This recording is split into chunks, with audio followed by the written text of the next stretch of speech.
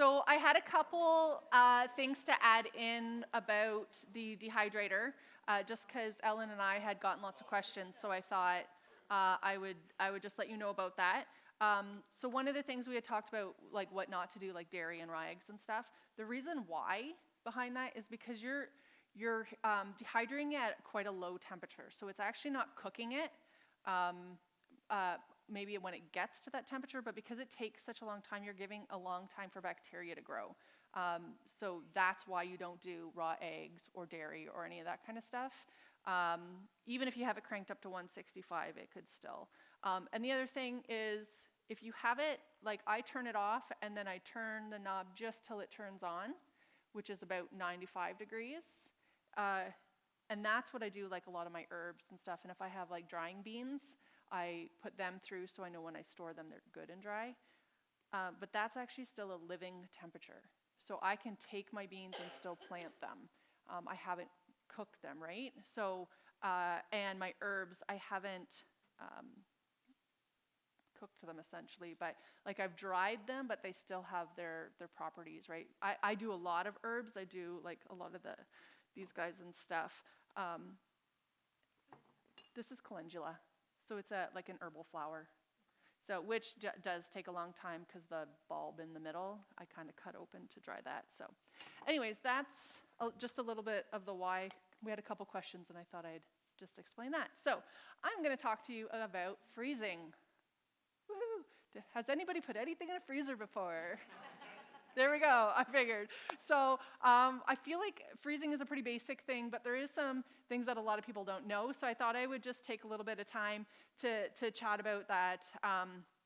Most things freeze really, really well. And especially things that don't dehydrate or freeze dry well. We're talking like high fat. You're gonna wanna put it in your freezer. And there's so many benefits to a freezer. I don't know about you guys, but we have multiple freezers. I love my freezer. Not gonna lie, anything I can keep out of my freezer, I do. If I can dehydrate it or can it, I do choose to do that.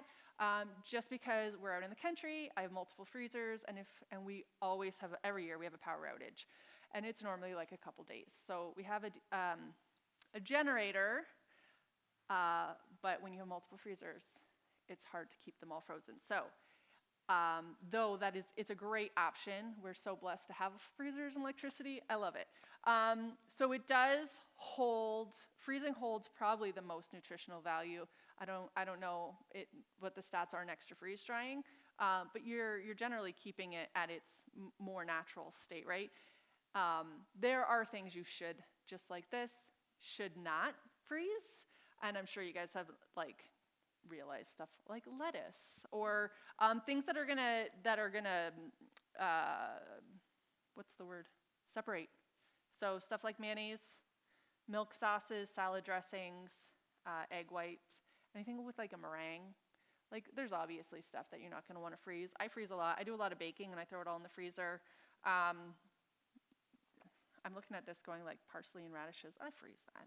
Cabbage, I freeze. There's lots, but you're going to lose integrity, right? Like once you've frozen something, the cells, when you freeze some vegetables, the cell walls will burst essentially and make it really limp, which I'm sure everyone has experienced at some point in time, pulling something out of the freezer and being like, oh, that was gross. So, but not even just that. Some things like herbs, there are some herbs that when you freeze, they actually become bitter. Their flavors could change. They could develop like kind of like a musty off smell. And some of them, once you pull them out and reheat them, then they're a little gross. But other than that, most things freeze really well. When you're putting them into containers, you want to make sure, one would be really good as like food grade. Especially if it's plastic, you want to make sure it's food grade plastic. Or if it's glass, that it is designed for the freezer, because believe it or not, some glass will not hold up in a freezer and it will break. The Ball canning jars, I have no idea what order I put my slides in, but there is, oh, there you go. Ball actually has jars they say are safe for freezing in, which I didn't actually really know that till not long ago. So you just want to be really careful that you're not putting a hot jar in a cold freezer or or a fresh jar out of the freezer into like something warm, that will not hold up. They will just break. And then they're talking about shoulders. Oh, I don't know if it says that. So jars that have shoulders, so like, just like us. This jar has a really big shoulder, right? I would never want to use this one in a freezer because when things freeze, they expand. So these wide mouth ones are like the best because there's absolutely no shoulders. So you leave about an inch of headspace for pretty much anything you put in. If it was something like dried like this, I would just throw this in. But if you're going to have liquid, you want to give yourself a good inch because it will expand. So even a jar, this is considered a wide mouth, but you can see it still has a slight shoulder. I would keep my level quite like at least a half inch lower than the shoulder because it's going to lift. And if it starts freezing and lifts, it'll literally break the top off. But these jars are really great for freezing in. You just want to make sure they're not going to bang together. So you can put like, I'm sure this sounds so appetizing, like an old sock around it or a sleeve of something. Just a piece of material so they're not going to bang. Maybe not like a gross sock. Newspaper. See, that's way less weird. So I'm sure that the sock's not that bad. So the other thing, like this is great for soups and stuff. I know it's not dried, but I have them in the freezer. I do have, at a lot of places, I don't even know if Costco has it, but I know there's a wholesale club. They sell like the plastic food grade see-through like takeout containers with the lids that snap on. Those are really fantastic if you're going to do soups and stuff like that. When you're going to do it, it's not a bad idea to have the lid, especially with mason jars, have the lid on loose, let it freeze, and then kind of go in and tighten it. So if there's air distribution or like it swells and the air is pushing up, any way you can avoid having your jars crack is probably a good one. And then on the opposite side of freezing, when you pull them out, let them thaw in the fridge, or if you're like me, even though you're not supposed to, thaw on the counter. I hear it all the time, don't thaw your meat on the counter. I really appreciate not doing that, but I do it. 3 weeks to thaw turkey in the fridge. And I pull, like, if I'm going to use the meat for dinner, I'm sorry, it's in my sink or on my counter. So I feel like I probably shouldn't put that on the internet, but everybody does it though, right? So yeah, so what he just said is the best chefs in the world want their meat at room temperature, especially like beef. Now, chicken you probably want to be a little bit more careful with, but so like my mom always froze everything in old yogurt containers. And then she'd have like written on the top lid what it was. You can never find what you were looking for, but that's okay. I personally love, we had talked about Food Saver. This is my vacuum sealer. This is probably one of the most basic models that you can get. I was trying to find a picture of this model. I don't even know if I did. I could barely find one because all the other models are like big and fancy-dancy with all kinds of buttons. I don't even know how long I've had this, and it has lasted me forever. I vacuum seal everything and throw it in my freezer. That being said, like I vacuum seal my dry stuff too. These are green split peas. So then this is I just suck all the air out of it. You could put an oxygen absorber, but you really don't need to. So when I get dry storage stuff, I vacuum seal too. What was I going to say about that? Oh, things last so much longer in the vacuum sealer when you vacuum sealed it. So you don't have to at all. You can just kind of wrap things up and put it in your freezer. Those are, and they come with attachments. I love the attachments. So if you guys, I don't know if you guys came up here at all, like I do a lot of dehydrating and then I vacuum seal my lids on so there's really no air in here. And the way I do that is you can purchase these attachments. So they go over regular, I think this was like $20. And then you just hook this up to here and this up to your vacuum sealer, and it literally seals it shut for you. The beautiful thing about that is that you can reuse your lids because you're not worried. I generally tell people don't reuse lids for canning. What you choose to do is up to you. But for any dry stuff, 100%, I always reuse lids. And you can always tell because this one says pear sauce and this one says strawberry jam. And then I normally put a sticker on it that says what it is. But this is amazing because you can, these aren't for canning. Like you can't seal for canning. This is like for dry stuff only. Just putting that, I'm sure you guys know that, but I'm putting that out there because make sure you know. But then whether you're doing dry or frozen, so Food Saver sells their own brand. My favorite's the Costco, the Kirkland brand. They have the nicest ones. So you can get them, this is an already done bag, or they come in big rolls, which I have, but I couldn't find. So this is what I'm showing you. And then you can cut them like to very specific sizes. So then when I do, like if I'm gonna dice onions and freeze them, I just do it in a little bag. If I'm gonna do beans, probably half that size. And then we butcher all our own chickens and stuff.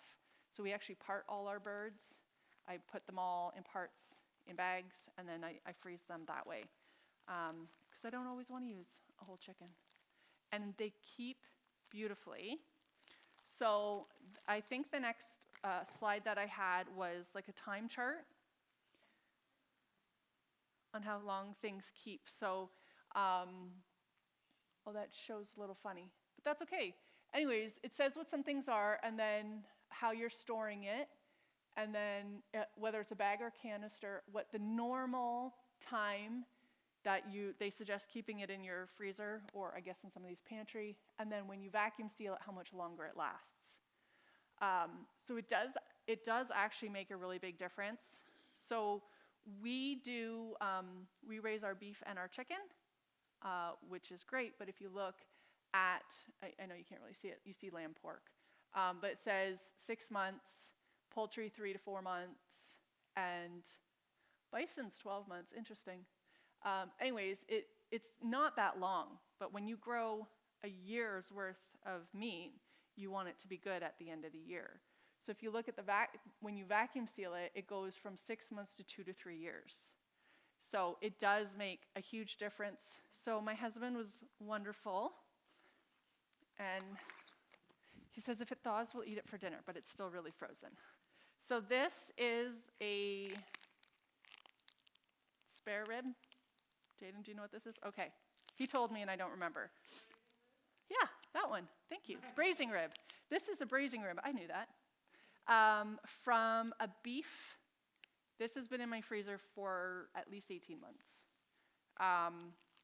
And it is perfectly sealed. There's no crystallization. You know how you get like that freezer burn? And it looks just as beautiful as the day I put it in my freezer. So our butcher actually did this one. We do pay more to have our butcher vacuum seal as opposed to butcher wrap. And this is why.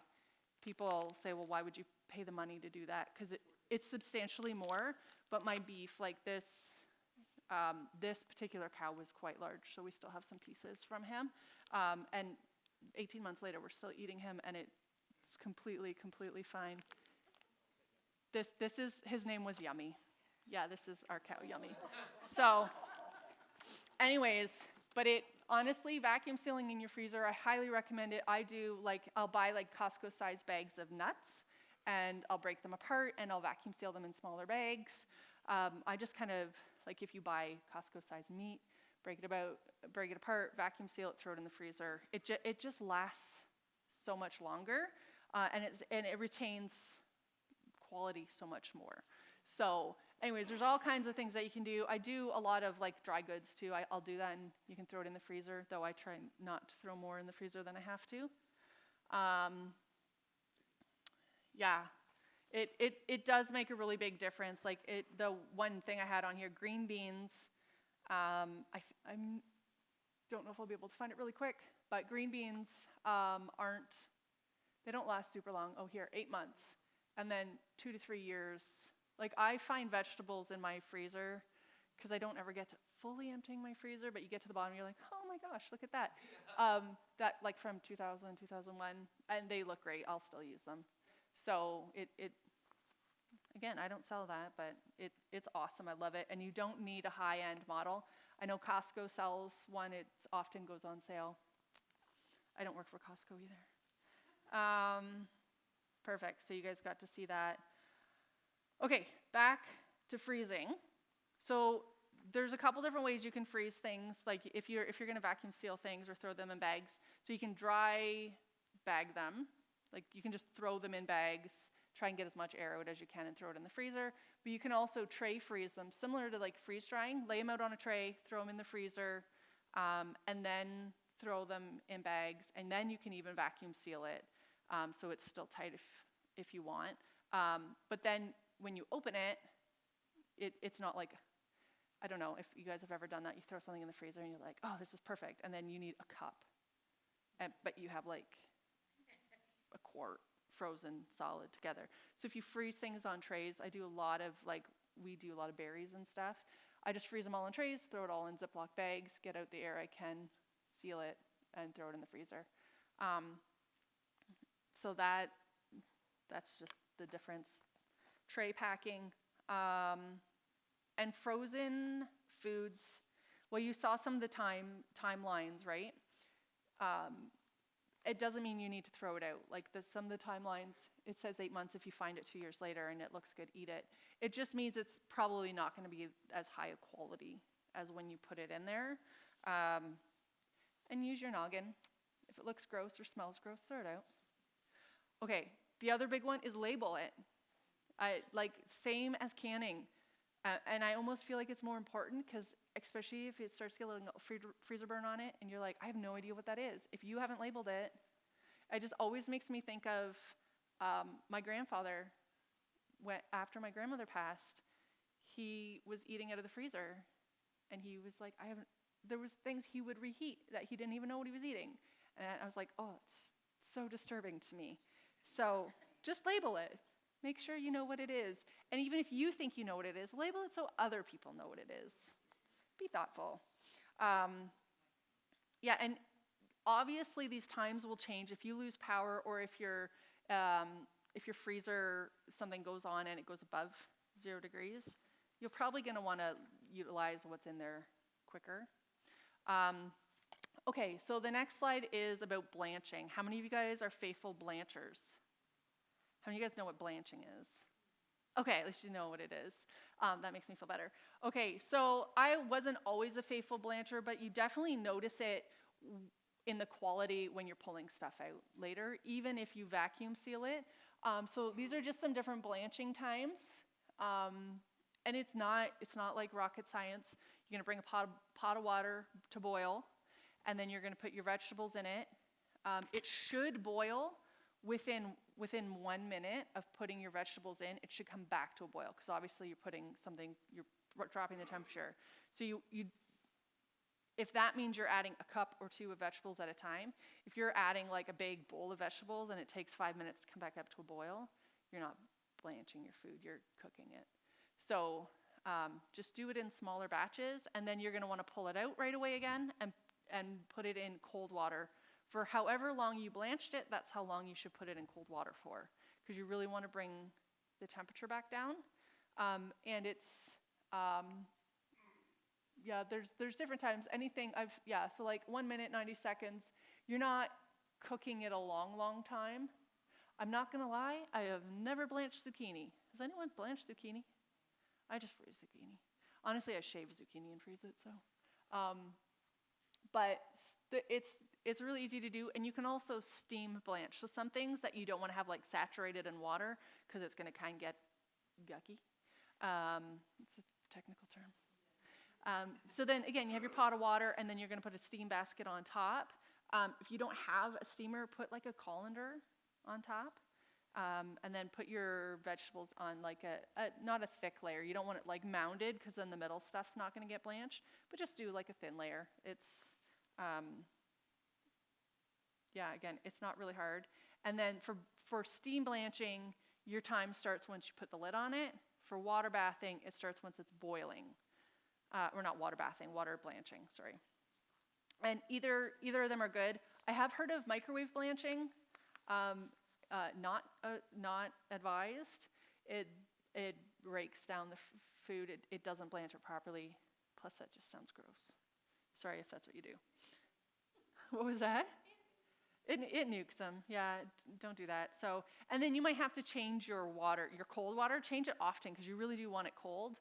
Because the whole process of blanching is, one, you're stopping the enzymes from like the, I have the technical thing written down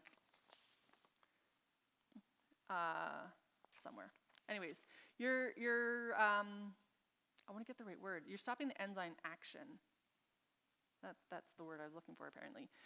So that's where you're going to lose like your flavor, color, texture, and all that. So blanching it kind of like stops it in its tracks, and then you want to put it in cold right away so it doesn't continue to cook it. You're just wanting to stop it so that the food, not that it's going to rot, but it's going to degrade over time, right? So the blanching is just kind of stopping that, and then the cold water is stopping the cooking time. So under blanching, you can actually stimulate those enzymes if you don't blanch it long enough. So that's not really what you're going for. And then if you over blanch, you're making mushy food. So you do kind of want to stick to the times that they have there.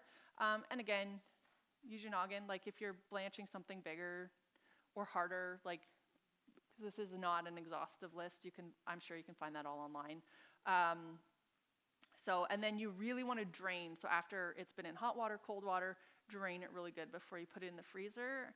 Otherwise, you are going to get like the ice crystals, which is not what you're going for.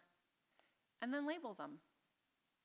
I know that always sounds like common sense, but you really do want to label them. That's the one thing I like about these bags, is that they have a little spot on them it says date. So I always write the date and what it is, and often I'll write like 4 cups or whatever, how much I have in there, because sometimes your recipe calls for something in specific. Freezer management. A full freezer is more energy efficient. I'm sure most of you guys have heard that. But also, if you're freezing a lot of stuff at once and you like stack it all and throw it in the freezer, it actually isn't going to freeze well. So really you want to freeze it kind of spread out and then stack it. It'll just store, maintain its freshness better than if it's slowly cooling. And you can lower the cost of probably your energy costs and what it costs you to do that. If you actually empty your freezer once a year, de-ice it, clean it all out, and then restack it. It's also a great way to organize it if you kind of keep like things together, so you're not like me having to like dig to the bottom of your freezer and then all the stuff that was here is now at the bottom, and just being a little bit more organized. You can do like a little freezer food inventory. I've seen people do this. I love when people do this. I can't do this. Because I feel like our freezers change all the time what's in it, and like it's just too big of a list. But if you can keep a list of like what's in there and how many, and then like check it off when you use it, or like use first. So if you're meal planning, you know what's in there and what you need to use. And then you really want to maintain that temperature. And like I said, I do, wherever possible, I like to can my food, even my meat, so I have less in my freezers, just because it seems a little more secure to me, because if a freezer goes and you don't know about it, that's going to be really, really expensive. That being said, if you do lose power and you have a generator, it's advised that you hook up your freezer. If you have a chest freezer, just don't open it. And it's supposed to maintain that temperature for like 48 hours, as long as you don't open it. If you have the like fridge style that opens, don't open it, whatever you do. Because as soon as you open it, your cold air will just kind of like whoosh, and that one, like especially if you open it a couple times, stuff will start melting really, really quick. The nice thing about the chest freezer is that even if you open it, that cold air is still there, and just the cold all around is going to keep it pretty sturdy. So even throwing a little temperature gauge or something in it if you do lose power, Just that way, once power gets going, open your freezer and see what it's at. So if you're like, oh, I'm completely comfortable with that temperature, carry on. But if you know that the temperature has gotten too high and there's stuff that's started thawing, you're going to want to pull that out and use it right away. Or toss it, depends. Okay, so I didn't feel like there was a ton to cover with freezing because like most people know how to freeze. It's more so blanching. But I was going to talk a little bit about water glassing eggs. Has anyone ever water glassed eggs? Of course Donna has. Okay, I knew Donna has. Okay, so water glassing eggs is pretty cool. I think it's a really great idea. It's not my favorite. So there's other ways to deal with eggs too. It is wonderful though because you don't need to refrigerate them. You can do them in any size bucket you want. So this one looks like, that one looks like a quart type thing. This is 2 quarts. Anyways, I'd say that's probably this size, right? But you can get gallon jars. You can get like the big pickle jars. You can do it in 5-gallon buckets. I have some 3-gallon buckets that I do. You don't want to do too big because you can crush the eggs on the bottom. But essentially what it is you're preserving obviously your eggs at room temperature. You're gonna get nice clean eggs, fresh eggs, preferably from that day. Grocery stores don't work, the eggs don't work. So it's gonna be clean and unwashed, and it's in a pickling lime and water solution. So something like this. You can actually buy it at the hardware store in like 50-pound bags if you're doing this large scale. I bought a little bag because you need 1 ounce per quart of water. So this will do a good bit, and I kind of wanted to see if my family liked it. So we have chickens, and if you guys know much about chickens, they actually have a natural egg laying cycle, right? So they start laying heavier in the spring when the sun starts to be out longer and it starts to warm up. You get lots of eggs in the spring. You get a good bit of eggs in the summer, and then in the fall, days are shorter, less light, it's colder, they really do stop laying. So some people will supplement, they'll put like light bulbs in their chicken hutch, there we go. I got eggs on the brain. And then you will actually get some more eggs. We have a light bulb on a timer. We just have a shorter time, like a 10-hour, where they have, if they're in their hutch, because they don't always in the winter like to go outside. We have free-range chickens, but some of them are princesses, and they don't want to get their feet cold. So they just hang out in there. So then we do have some light, so we do get eggs, though fairly minimal in the winter. But when you have like a huge abundance of eggs, you can sell them or, do whatever with them. This is a really great way. So I did not take a bucket with me because it's sloshy, and if there's eggs in it, they're gonna break. So you literally measure out 1 ounce to every gallon of water. Every quart of water, and then you're gonna mix it up really good. And then you can either put your eggs in first, or you can pour it over top. I normally I have like a 3-gallon bucket. I fill it halfway, because you're adding eggs. If it rises, keep that in mind. Don't fill it all the way. And then you kind of want to put the pointy end down if you can, which doesn't always work when it's an empty bucket because like they fall over. But the air pocket's going to be at the top. In a typical egg, the bigger end, because it's kind of cone shaped, the air pocket will be at the top. So if you can keep that up, that's ideal. And then what it works with, an egg, when a chicken lays it, it has something called a bloom on it. So the chicken's body makes this, it's around the egg, and it keeps bacteria out. It lets the egg breathe, because really when you think about it, it's a living creature in there, right? Like it's become a chicken. It lets the egg breathe, but it keeps the bacteria out. So once you wash that egg and you wash off the bloom, bacteria can get in. That's why in North America we refrigerate our eggs, because they come from a factory where they've washed them. But when I collect my eggs, I just throw them on the counter. I have a little basket, and they sit there till I eat them, because the bloom is on them and it keeps them safe. So I can leave my eggs on the counter for weeks, as long as it's not like super hot or super cold. If they've gotten wet, put them in the fridge. Or if they're dirty or poopy, wash them and put them in the fridge. You do need, when you're doing this, they need to be clean eggs that have not been washed at all. So we put, a lot of times, my husband does some woodworking, so he takes like the wood dust shavings or whatever, and he just throws those in the bottoms of the chicken's nest. This time of year, we don't ever even bother trying because everybody's muddy. So even if you have a beautiful clean coop, your chicken's been outside and it's a waste of time. Anyways, so then you're gonna put them in the water, the lime water, and that's it. Put them in a cool, dark place, and they will keep for 12 to 18 months. I know I've had people tell me that they've kept theirs for 2 years, and yeah, Donna's saying 2 years, which is great. And then you literally take them out, you reach in.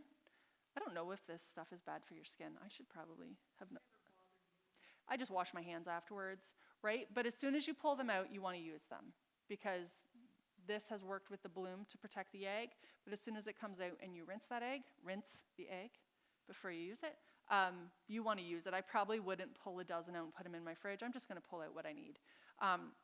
And it's a beautiful egg, just like it was laid. I have found, and I don't know if it's the duration of time, that the whites become runnier. So like you crack it in a bowl, it looks like an egg, but the white is quite runny. My family does not prefer to eat those, like to just fry an egg. Scrambled a little bit, I just bake with them, generally. Otherwise, yeah, we scramble them. It just has enough of a different consistency that my family doesn't love that. And we eat bacon and eggs every single day for breakfast. We eat a lot of eggs. So we're just picky.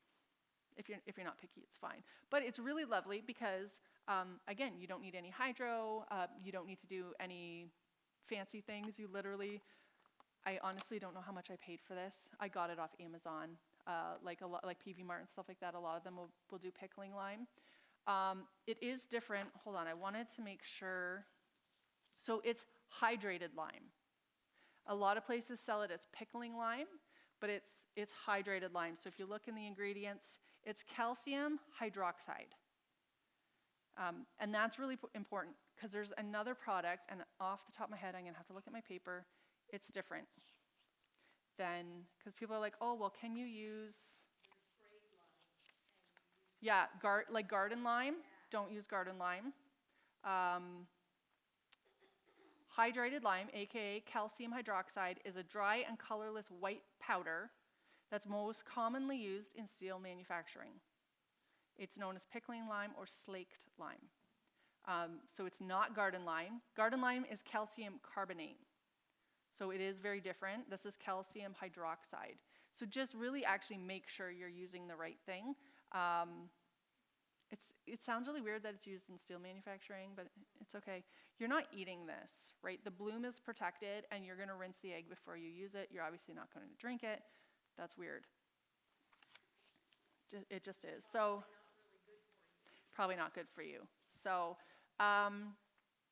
yeah, so yes, room temperature water is what you're going to use. Don't use hot or cold. But if you are on city water, you want to, whatever water you're using, put it in an open container without a lid, put it on your counter for 24 hours. Because your water has chloride in it, and you do not want that. So, but if you have it just on your counter open, the chloride will actually just disperse. So if you have well water or distilled or whatever, that's fine. You just want to make sure you use filtered or distilled. If you're otherwise, let it sit out. And then a food grade storage container. Again, it's food. Make sure it's food grade. Use whatever container you use airtight. So like this one's got a nice lid on it. That's airtight enough. Like it doesn't need to be like super sealed. But you want to make sure there's a good seal on it, because otherwise your liquid is going to evaporate, which if you're not paying attention could lower your level, and then you have egg exposed, which I wouldn't use those anymore. And then you just throw off the water to pickling lime. Yeah, air is always the enemy of preserving food. And then, like I said, 1 ounce of pickling lime per quart of water. And the nice thing about that is literally you can do that. If you want to do that in a little jar, or if you want to do it in a 5-gallon bucket, keep in mind a 5-gallon bucket full of water and eggs is really heavy. 3-gallon bucket of water and eggs is heavy enough. So a lot of people like to do them in glass jars, which is lovely. They are really pretty. Just make sure you're, again, dark, cool. And what else was I going to say? Oh, you can see, like, it's really cloudy, right? The pickling lime that you're mixing in there, it doesn't dissolve like you think it will. It's in the water, so then when you do it, you'll have like this layer of white on the bottom, and you think, do I need to stir that and try and get it to? No, you cannot get it. I've tried. It's just going to be there. So just keep putting your eggs in, and you're fine. The nice part is that like we would just add eggs as we got them, so you don't have to wait till you have enough eggs to do it. If you're going to put 3 eggs in every day, no problem at all. But then when you're done, seal it up. Write the date, right when you put it in. It's just good practice, and that way you're not like, oh, are these like last week's or are they 4 years ago, right? And then just use them up in a timely manner. Again, you cannot use store-bought eggs. I have heard of people trying it and saying it works. I just, without the bloom on the egg, what's getting absorbed into it? I personally would definitely not do that. If you don't have a good source, just don't do it. Just buy your eggs. It's better. Limes on the bottom. And are water glass eggs safe to eat? As long as it's done properly, it is. If you're worried about it, you can do a float test. Has anyone seen what a float test is with eggs? Yeah, so it's super easy. You can look it up online. You can put an egg in a bowl of water, and how it sits in the water, it tells you whether it's good, how old it is. And you'll know, again, use your noggin. If you're going to crack it open into a bowl, and you're like, oh, that looks gross, don't cook it up. It's probably gross. It's an egg. You'll smell it if it's not good. I have never had a rotten egg, personally. Like, I've never cracked one open and been like, oh my gosh. But I've had some that I'm like, that's just runnier than I feel comfortable using. And honestly, then I normally cook it up and give it to my dogs. But you can just toss it too. It's an egg. It's not worth getting sick over. So, okay, so that's water glassing and freezing. Anybody got questions about that? Donna, do it up. I love that she's getting up to use the microphone. This makes me so happy. So if anybody's concerned about the hydrated lime, I did the research. Oh. It is triple cooked ash, sorry. They start out with wood ash, and then it goes through a process that makes it into lime, and then they use water in that, and then dry it out to make it hydrated lime. So it is safe. Perfect. I have had one egg go funny, but it cracked and went solid. And the hydrated lime is used in metal because it coats and doesn't wipe off easily. That's why it's used in steel. It's not anything you have to worry Perfect. about. So That's good to know. I have had eggs crack in my bucket as well. I just pull it out and throw them out. Not a big deal. The other question I've had someone ask me is, can I do boiled eggs? No. That's weird and gross. But no, because you've cooked it, the bloom is gone. I'm sure that would go grossly bad. I just have something I want to say about the freezing. One thing that's really, really handy. I will freeze grated carrots or zucchini in muffin cups. Yeah. And just freeze them, and once they're froze, throw them in a bag. Yeah. Because, I mean, it takes about a half a cup of really, good And shredded most muffin carrots. pans are Yeah. half cup. Yeah. And if you're you can measure it first with the measuring And spoon. it actually works really slick. Yeah, because I hate grated carrots for a recipe. Just right? do it This all way- through the food processor. Yeah. Freeze it. I do the same with awesome. Yeah. broth. If okay. I do can quite a bit of broth, Yeah. but you don't always need like 2 cups or 4 Yeah. cups of broth. Yeah. So then I actually have silicone ones that I use Okay. that I put on a cookie sheet, Yeah. and then I just do my broth and put it in the freezer, Yeah. and then I have a Ziploc bag I just toss them into and write quarter cup or half cup. Yeah, like broth. it's perfect. It just saves a lot of headache. So, And there's a really great product out there. I should have got a picture of it. It's a little pricey, or well, honestly, if you're using it lots, it's completely worth it. I think it's called Super, and it's silicone molds in the different sizes. So there's like quarter cup, half cup, 1 cup, 2 cup, and they're square or rectangle with lids. So they all seal up nicely and then stack together, and you can put that in your freezer. And again, you just pop, because it's silicone, you literally pop it out and you can throw it in your freezer bags and then freeze some more stuff. And then you know exactly how much you have of something. Those are wonderful. Yeah, like especially if you're making like baby food or something, that's awesome. Okay, so this is more of a, am I missing something? Vacuum seal bags. Yes. So I like the Kirkland ones as well. But for whatever reason, you know when you get to the bottom of the roll, Yeah. how do you get your last ones? Because I find I end up having waste. And I'm just wondering, is there something I'm missing? And I can't get it to seal the same way all the way to the end. So you know how you're doing the roll, you do your seal, then you cut off to whatever you want. Okay. Am I doing something backwards? I never grew up with it. I am trying to figure it So out. does but my yours- last little bit of the roll, Does yours have the roll in the? Because it's the box of the Kirkland ones, you know, like yeah, so but the this roll in- itself of the plastic, some of the vacuum sealers, you actually put the roll inside of it and then pull it out and cut it off. No, mine is more of like Okay. the old one that you lift the lid and you just put it on the edge, Yeah. right? And you put it down, you seal it, and you make your first seal line, and then you make the bag. But I can't get that last. I 2 cut all feet. mine first and then seal the one side. I don't know. Okay, But what do you the do? last 2 feet doesn't seal for you? I've never No, had no, that. I also double seal mine. So like I seal it, move it over, seal it again. Because I end up doing that, but for whatever reason, I'm trying to get the air to be tight. Like, just could you walk me through your roll in your sealer? How's that? And let's just start from well, I didn't bring a roll. I just brought bags. The rolls are lovely because you can make them whatever size you want, but then you just take it, open it up, and then you put the little piece here. If this is doubled over at all, like if there's a wrinkle in this, it will not seal. So then you just put it along here. It's got a little tray thing here, so if there's liquid and it sucks in liquid, it's not going to get in your machine. It's just going to go into that little tray. So then you just put it in. You can see the line. You'll get to know where the line is, where it actually seals it. So then you just close it, and then it has open, store, and operate. So you move it over to operate and vacuum seal or just seal, depending on what you're doing.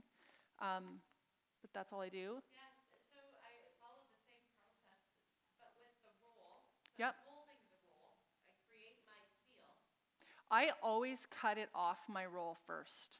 Like I'll figure out what size I want. I'll cut, like if I'm doing 20 pieces, I cut my bags, I seal, like, because I normally do multiple things at once, like especially on a butcher day, the day before or a couple days before, I've pre-done all my bags to be able, because on a roll, when you cut it, you have 2 open sides, right? It's one continual piece with all of the sides sealed. So you have to cut it to the size you want, and then seal one side so that you've made a bag. Otherwise, it's a sleeve. Like your arm will go right through that, right? So then I pre-do all mine the day before, and then on butcher day, I'm throwing my chicken breasts or whatever in there, and then sealing it up. I think mine's just getting to the point of it's getting old, and this is why I'm wondering if I'm just not getting enough suction in it, if it's time to get in. Well, and that's the other thing is like when we do like 50 birds, right? We're parting out the birds, so I'm doing about 150 bags in an afternoon. So I have learned, do like 20 bags, I just open it up, walk away, give it a little bit of time, and then I do 20 more bags, because you can overheat and wreck your machine too. And like honestly, I don't know, this thing's like 10 or more years old. I just don't want to buy a new one because I like this one, and I can't buy this one anymore. I think that I maybe overused mine. Yeah, and then which case, And I was just wondering, like, No, you just want to make sure you're giving it time to cool down. And yeah, it's a machine. It's going to have a lifespan. Unfortunately, you might have to buy a new one. But I use mine so much. Like when this one dies, I will have no problem going to spend a couple $100 and go get a new one. Yeah, what they do go on sale for a good price, and sometimes you get like the unit with extra bags and the accessories, and you can buy like containers now that seal and everything. Ellen? Yes, I was wondering, I seen you had like a bag of peas, dried peas, inside a vacuum seal bag. Now, I've heard that you have to make a little snip in the pea bag before you yeah. vacuum seal it? If you can see this, I've actually cut the top of my bag open. Okay. And then I put it in, and then I seal it so that it can pull the air out of the current bag. Okay. But it definitely extends the shelf life. Yeah. So this one, the best before date said January. Yeah. I have a 2023? vacuum sealer, and I keep forgetting I have I it. just realized that was like last January. I store it like this, and then I can it. Okay. So I just don't always get, I normally do like a couple cans a year where I'll do like different kinds of beans, and I'll just do a couple bags at a time. Okay. Clearly I did not, in my head, I was like, oh yeah, January's coming up, I have time.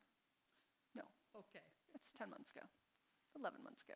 It doesn't matter, they're dried beans, I'm gonna use them. Dried beans are dried beans. Yeah, they found beans in like the pyramids and stuff like that. Dry beans, it doesn't bother me at all. It's just like their best before date, right?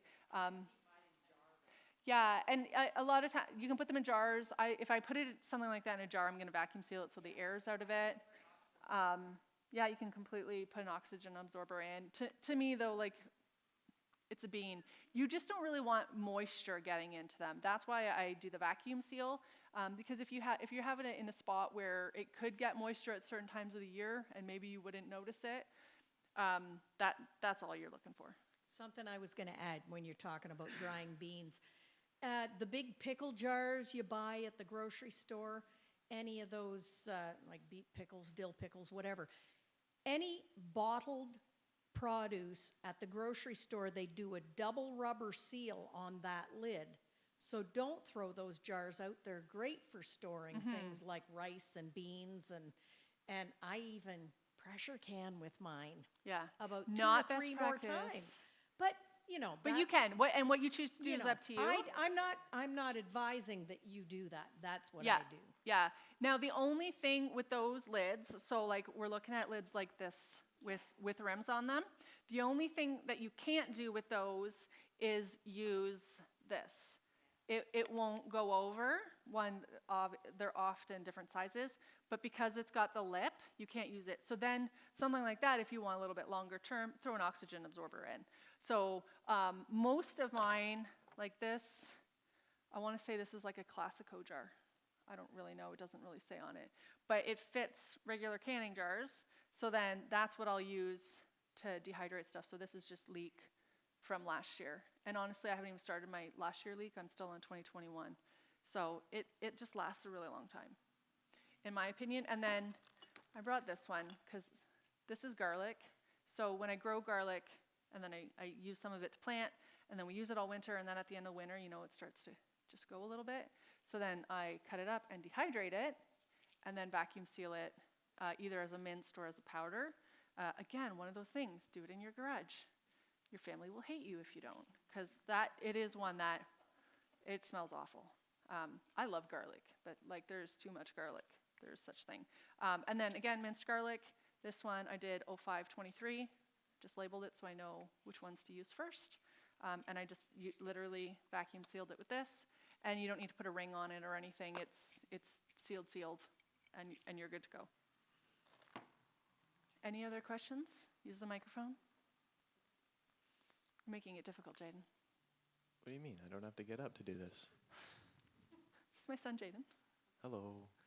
I just have a little word of warning about the lime. I've worked with wood ash and water before, and I've got eczema on my hands. Oh yeah, that would not feel good, by the way. I put my hands in that, not knowing that there was lime in it, and it like burned burned for a while. skin off my hands. So Yeah. gloves if you're going to be Yeah, and If you have I reach into it all sores. the time. If I had a cut, I probably wouldn't, quite honestly. It does not feel good. It hurts a lot. So, like similar, like if you got lemon juice on your hands, you're like, whatever, I don't care. But you know, you have a paper cut and you get lemon juice on your hand, you care a little more. So, okay, good note. Thank you, Jane. Any other questions? Sure. Another way of storing garlic, which I just do it in olive oil in a jar. So that's because we had a plentiful abundance of garlic, and so Yeah. I looked up different ways of storing it, and olive oil is one Yeah. way to do it. And olive oil, like I have done certain oils. I'm a little leery with oils just because oils can go rancid. Yeah. And garlic is one of those things that can, in other things can create botulism. You don't hear about it very often, but so I'm just a little bit more cautious with that because if you're like, oh, it's an oil and it's sitting on your shelf, and like 2 years later, I put it in the fridge, okay, and then when then I I take it out, I just think that's awesome. you can use the olive oil as well because it's garlic flavored. Yeah, it's then- infused oils. Yeah, but it's been good so far. So Yeah, that's awesome. Yeah, if it's in the fridge, no worries at all. That's awesome. So, any other comments, questions? Otherwise, we'll wrap her up. Is there anything you wanted to add, Jen? So Jen had talked about at the beginning, we're not meeting in December, and January. Did you tell him what we're doing in January? Oh, he was here. Okay, so January we're going to do something outside. Oh, people had wanted to do a winter bushcrafting. I'm not going to lie, I might not be there. That's really cold. Some people are really excited about winter bushcrafting. Excellent for you. I'll be by my wood stove. Nah, I might come out. Anyway, so we have that planned. We have, going into the new year, we're going to try and do a little bit more advanced stuff. So we're going to look at like herbology and fermenting. We have someone coming in to do some kombucha and kefir. I can't think of what else we had on the sheet. There's a, she does lots of fermenting, so she's going to talk about sauerkraut and all that. Is it on? Yeah, there Yeah. we go. Just taking it up to the next, hopefully, and there's still stuff on the list we never got to, like soap making and Beekeeping. beekeeping maybe, and yeah, so just continuing on because there's always something to learn. Yeah, and if there's something that you'd like we'd love to know for those of you who are coming out, natural medicine, we're going to be looking into that. So if there's things that you are wanting to learn about, just let us know. If you know somebody who does those things, that would be really great because That would make life even easier for us. Right now we're hunting down people to teach some of these things, and it's some of them are really hard to find. But yeah, if you have things that you want to learn about or something that we already covered that you want to learn more about, we're happy to recover stuff and then just go a little bit deeper, depending on what you guys want. So, awesome. Permaculture. That's what we wanted to hunt down. Yeah. Does anyone know what permaculture. vermiculture is? Worms, yeah. It's just all about using worms to create excellent compost. So we have somebody coming in to teach about that. I'm really interested in that one. I know some of you think that's gross, and it is kind of gross, but that's okay. It's really exciting. So, pardon me? It's good chicken food too. Yeah, I know. Jaden was saying that he wanted to do have someone teach about mealworms. Yeah, there's lots of different options out there. So I know not everyone is excited about growing mealworms at their house, but it's a good thing to learn, good thing to know.